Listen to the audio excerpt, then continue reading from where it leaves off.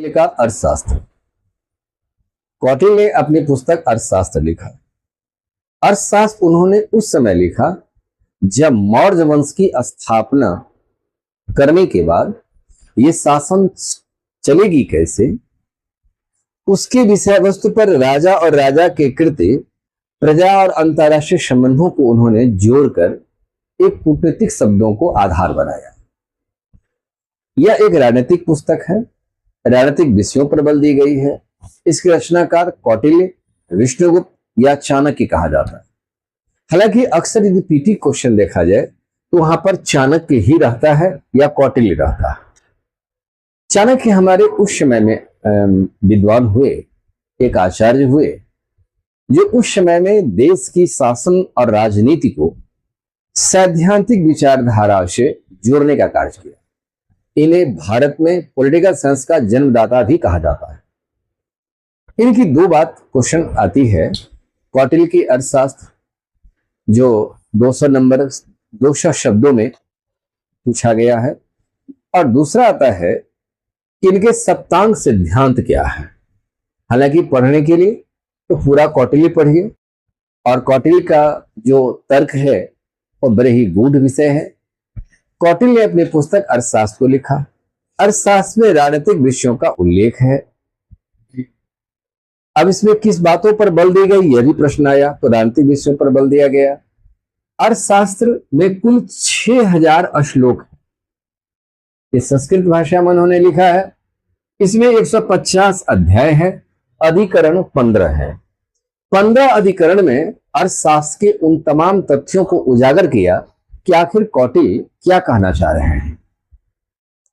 प्रकरण 180 है। ये तथ्यात्मक आंकड़े हैं और इसे पीटी फैक्ट्स में भी पूछा जाता है। फिर से एक बार, अर्थशास्त्र रचनाकार चाणक्य, श्लोक 6000, अध्याय 150, अधिकरण 15, प्रकरण 180 है। ये अर्थशास्त्र की पूरी फुल लेंथ है जो आप इस रूप में देखें। इसका वर्णन विशद रूप में की गई।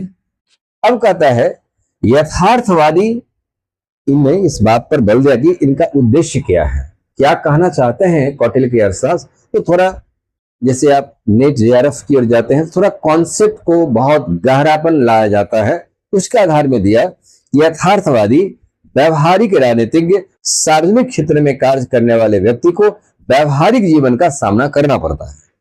पहली बात यह है कि यदि आप यथार्थवादी हैं या आप शासक हैं या शासन चला रहे हैं, तो उसको व्यवहारिक ज्ञान भी होना अनिवार्य है। और इस बात से कौटिल्य ने बहुत कुछ कह दिया। जैसे आप एक अधिकारी होते हैं, अधिकारी जहां हैं वो अधिकारी के साथ रहे, लेकिन जब आप परिवार के साथ जाते हैं, परिवार में जाते हैं, घर जाते हैं, तो वहां आप अधिकारी नहीं होते हैं, आप एक घर के सदस्य हो। तो वहां अधिकारी की मनोदशा उस घर के अंदर नहीं रहनी चाहिए, अन्यथा घर का माहौल कहीं न कहीं संकट के स्थिति से गुजरेगा। और ऐसे लोगों का व्यवहारिक जीवन में अपने आप को नहीं उतरने के कारण वो सिद्धांत को यदि पकड़ने का कार्य करेंगे तो कभी भी सैद्धांतिक नहीं कहला सकते हैं। कौटिल्य की यह विचार आज के समय में भी काफी मार्मिक है, जो कि एक परिवार का संबंध होता है, परिवार की दायित्व निभा लें। यदि एक प्रशासनिक अधिकारी आप हैं तो प्रशासनिक अधिकारी की दायित्व निभा लें। तो जहां जिस चीज की आपकी भूमिका है उसी भूमिका को आप ध्यान रखें। यही कौटिल्य की मर्यादा है। ये एक ज्ञान ही नहीं, व्यवहारिकता को भी लाने का कार्य करता है। व्यवहार से किसी व्यक्ति की कुशलता समझी जाती है। व्यवहार से ये देखा जाता है कि आप कितने सफल हैं और कितने असफल हैं। दूसरा बात, धर्म से पृथक राजनीति भी इस पुस्तक में दिया था। धर्म कहां पर किस बात को परिभाषित कर रही है, वो धर्मनीति कौटिल्य की अलग है, इसलिए चाणक्य नीति कहा जाता है। जैसे आप डिफेंस में कार्य करते हैं और देश की सरहद पर दुश्मन आज जमा गया है, युद्ध की मैदान में आ चुके हैं, तो वहां आपका धर्म यही है कि दुश्मन को परेशान करना है, दुश्मन को संहार करना है। धर्म हिंसा नहीं सिखाता, लेकिन वहां हिंसा करके राष्ट्र को बचाता है। तो धर्म को भी अपने नजरों से परिभाषित किया। तो धर्म क्या है, धर्म से ही शासन करता है। अब यहां पर मैं एक बात रुकना चाहूंगा। कौटिल्य की धर्म नीति वह है जो मगध को एक विशाल साम्राज्य में खड़ा कर दिया। कारण जब मेगास्थनीज जब आए थे, पाटलिपुत्र की धरती पर आए, तो पाटलिपुत्र को देखकर मंत्रमुग्ध हो गया। जनता से जिज्ञासा किया कि तेरी शासन कैसे चलती है। जनता ने काफी मुक्त कंठ से अपने शासन की प्रशंसा किया। कहा कि राजा हम पर शासन करता है। तो राजा से मिलने का समय लिया तो राजा से उन्होंने प्रश्न किया कि आप इस प्रकार का बेहतर शासन कैसे चला रहे हैं। तो उन्होंने कहा कि मैं नहीं चलाता, हमारे गुरुदेव चलाते हैं। उस समय गुरुदेव जंगल में थे। तो जंगल में थे तो एक कुटिया को एक सफाई कर रहे थे, झाड़ू लेकर साफ कर रहे थे। उस घनघोर जंगल में जब मेगास्थनीज देखता है यही एक पर्सन है, इन्हीं से पूछा जाए कि कौटिल्य आचार्य से मिलना है। उनसे पूछा कि मुझे आचार्य से मिलना है। कहा कि आप कौन हैं, कहां से आए हैं। जब पूरा ठोस परिचय लिए तब उनसे प्रश्न किया कि आचार्य एक प्रश्न का उत्तर दिया जाए कि राजा, जनता से पूछा, कहा कि राजा शासन करते हैं। राजा से पूछा कि इतना बेहतर शासन कैसे करते हैं, तो कहते हैं हमारे गुरुदेव चला रहे हैं। तो आप इस कुटिया से शासन कैसे चला रहे हैं।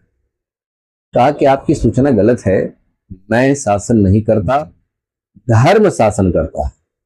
ये धर्म क्या है, प्रजा का राष्ट्र के प्रति क्या धर्म है, राजा का प्रजा के प्रति क्या धर्म है, यही नीतियां हैं जो नीति को समझाया। अब धर्म क्या है इसका विशद विवरण इस माध्यम से किया कि राजनीति से ये धर्म पृथक है, जिसको हम सांप्रदायिक रूप लेते हैं।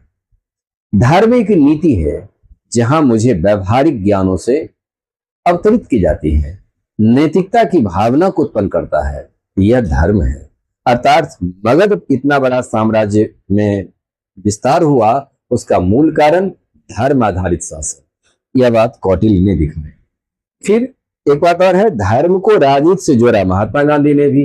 धर्म से राजनीति को अलग किया और मैकियावेली ने किया। तो उनकी विचारधारा अलग थी, लेकिन इनकी विचारधारा में यह एक ऐसी नीति है, इस नीति से एक राष्ट्र निर्माण किया जा सकता है। आज भी आपका मौलिक कर्तव्य संविधान में दिया गया है, बादशाह के 4 अनुच्छेद 4 क में 51 में 11 कर्तव्य की चर्चा आई है। इस 11 कर्तव्य का मतलब यह है कि हम भारतीय हैं। 140 करोड़ के भारत में हम 1/140 करोड़ का हिस्सा है। अपने स्तर से भारतीय बनाए, ये मेरी धर्म है, ये मेरी नीति है। इसी बात को पहले ही कौटिल्य समझा चुके हैं, इसलिए कौटिल्य आज के समय में भी प्रासंगिक है। उन्होंने राजनीति के विषय वस्तु में व्यवहारिक कार्य के आधार पर ही राज शासन को आधार बनाया है। इसीलिए उनके पूरे ये मंडल, अध्याय, अधिकरण, प्रकरण में इन बातों को समावेश किया है। जैसे लगता है कि कौटिल्य इसमें जिया है और जीने के बाद उसे अभिरूपण करने का कार्य किया। जस्ट लाइक अब इस बात को देखिए कि ये जो कौटिल्य की अधिकरण है, इस अधिकरण 15 है। ये 15 अधिकरण का थोड़ा उल्टा पुल्टा मैंने लिखा है यहाँ, ऐसे देखिए। विनयाधिकरण, राजा की जीवन और व्यवहार पर बल दिया गया कि राजा अपने हिसाब से जीवन बोले, राजा के अनुशासन में जीवन जीना है, अनुशासित जीवन जीना है, कितना पल सोना है, कितना पल में कौन कौन सा काम करना है, यह बात का वर्णन विनयाधिकरण। ये विनय का आधार बनने का ही आधार दिया है, राजा का जीवन और व्यवहार पर, उसकी सदगति पर बल दिया है। दूसरा है अनज्ञ प्रचार। जो विभाग के अध्यक्ष होते थे, विभाग अध्यक्ष कहलाते थे, तो राज शासन अपने विभाग से समर्पित होकर के करें और वो अपने धर्म नीति से शासन करें। तो ये अनज्ञ प्रचार। धर्म अस्थीय, मुकदमे का निर्णय हमारे न्यायाधीश करते थे और मुकदमा का जो निर्णय होता था वह एक ऐसी ठोस निर्णय आ सके जिस न्याय पर सही व्यक्ति को न्याय मिलना चाहिए, वो धर्मस्थीय। उसकी चर्चा तीसरा में है। चौथा में कंटक शोधन, जहां समाज में जो बाधाएं पैदा करेगा, वैसे भी लोकतंत्र के बाधा तो बहुत सारे हैं अभी वर्तमान में, समाज में जो बाधा पैदा करेगा तो उसके लिए दंड विधान का उन्होंने जिक्र किया है और वो दंड का विधान बताया है, किस प्रकार के अपराध में किस प्रकार का दंड मिलना चाहिए। योग वृत्त में 5वां आता है योग वृत्त, जिसमें कर्मचारी का कर्तव्य है कि आप अपने राजस्व शासन का दायित्व को निर्वहन करें, जो दायित्व आपको दिया गया है, इसको योग वृत्त कहा गया। छठा में मंडल योनि, शत्रु राष्ट्र के बस में कैसे किया जाए, इसके उपाय के बारे में चर्चा किया है। इसमें बहुत सारी कूटनीति का उन्होंने वर्णन किया है और बहुत सारी नीतियां में वो अपने आप में ऐसी नीतियां दिया कि राष्ट्र उससे कहीं अलग नहीं है। तो राष्ट्र को उन्होंने इस प्रकार से धर्म से जोड़ दिए हैं, जिसमें आपका अपनी व्यक्तित्व और सिद्धांत का दर्शन हो सके, यही राजनीति या शास्त्र का विषय वस्तु में वर्णन है। उसके बाद है खड़गुण शत्रु प्रतिकार कैसे होना चाहिए, उसका उपाय उन्होंने बताया।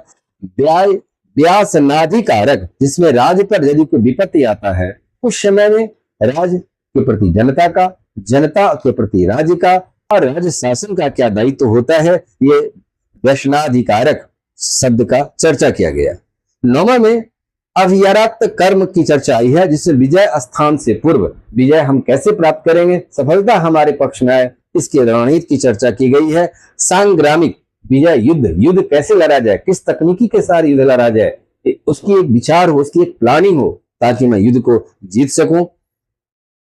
उसके बाद संघवृत्त, राज्यों में फुट डालो, दुश्मन राज्यों में फुट डाला जाता है, कैसे डाला जाता है, उसकी रणनीति की चर्चा आई है। उसे अबलियस, जिसमें निर्बल राजाओं के प्रति क्या व्यवहार होनी चाहिए, इस व्यवहार की चर्चा की गई है। दुर्ग लंबोपाय, जिसमें शत्रु दुर्ग पर कैसे विजय करेंगे, उसके बंकर पर कैसे ध्वस्त करेंगे, उसकी रणनीति की चर्चा है। अपनिधिधक विश्व जादू टोना की चर्चा आई है। कौटिल्य ने अपने अर्थशास्त्र में भी जिक्र किया कि यदि राजा हमसे दुश्मन हमसे शक्तिशाली अधिक हो जाता है तो उसको हम लास्ट में विष देकर हम उसको समाप्त कर सकते हैं और रास्ते से हटा सकते हैं। इसलिए विष कन्या शब्द का भी जिक्र मगध के साम्राज्य में हुआ है। उसके बाद अर्थशास्त्र की अर्थ जो 15वें में है, उसमें सामान्य विवेचना किया गया, उसके समान सिद्धांतों की चर्चा किया गया है। अब है कि अर्थशास्त्र संस्कृत में था।